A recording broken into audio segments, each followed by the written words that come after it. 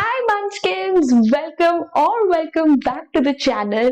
My name is Ocean and I am an English educator on the platform of Unacademy.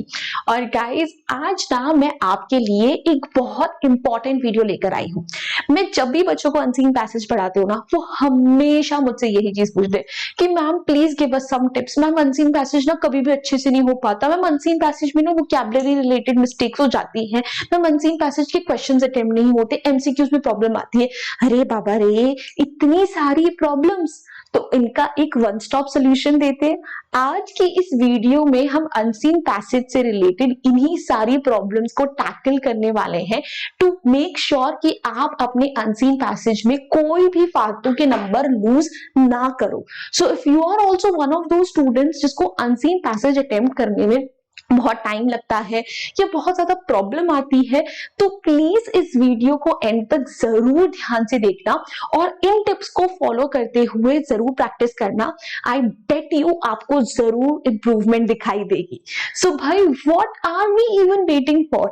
जल्दी से video को like कर दीजिए, channel को सब्सक्राइब कर दीजिए and let's get started with some amazing tips to make sure that we ace unseen passages.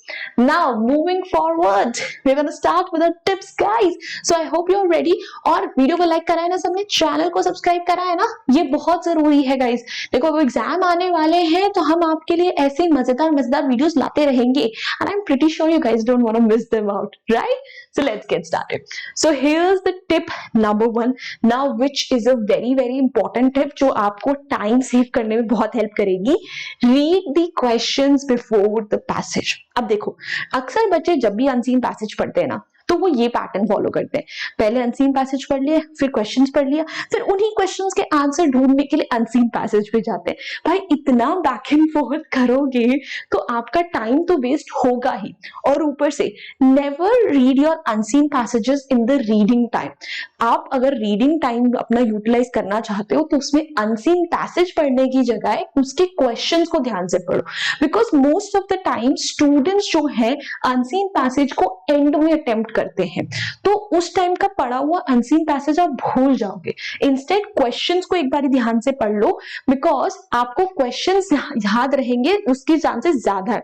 Now once you have read the questions carefully ना, एक तो उसमें कई बार यही अपने आप में मेंशन होता है कि ये क्वेश्चन कौन से पैराग्राफ से आया है, so it saves up a lot of time. You really don't have to read the entire passage, right?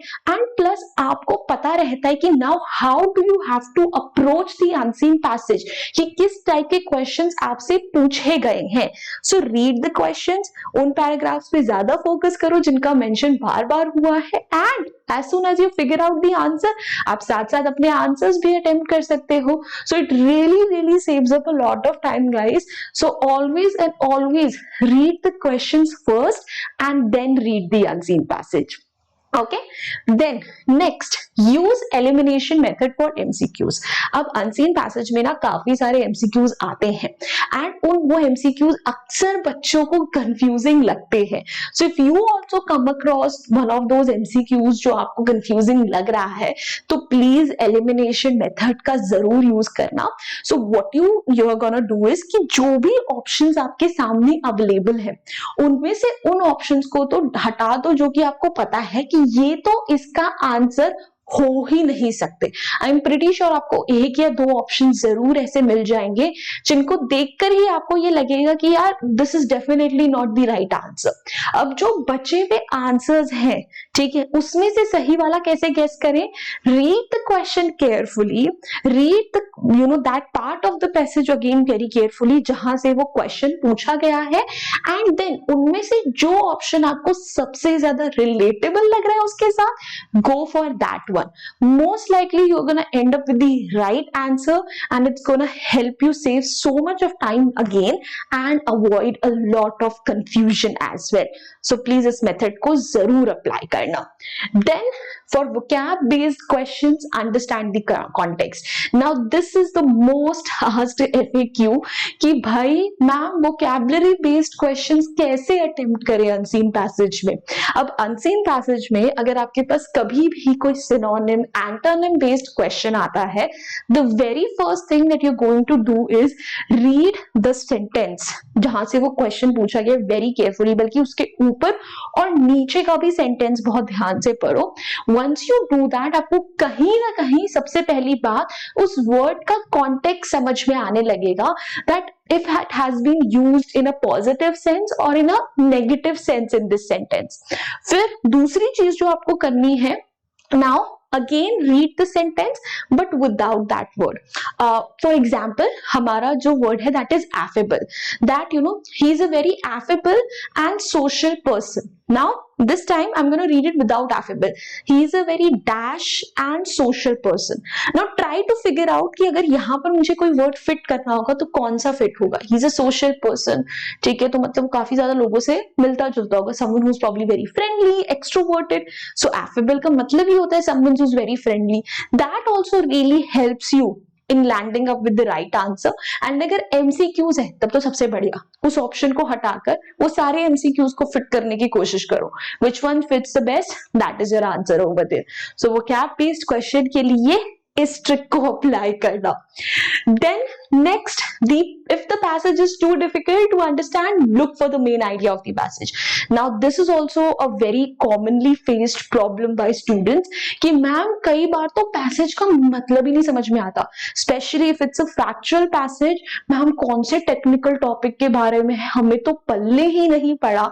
सो अगर तुम्हारे साथ भी ऐसा कुछ होता है कि जो पैसेज है उसकी लैंग्वेज बहुत ज्यादा डिफिकल्ट आ रही है, तो छोड़ दो पैसेज को, क्वेश्चंस पे फोकस करो, बिकॉज आपको क्वेश्चन का आंसर करना है सिर्फ उस पैसेज में से.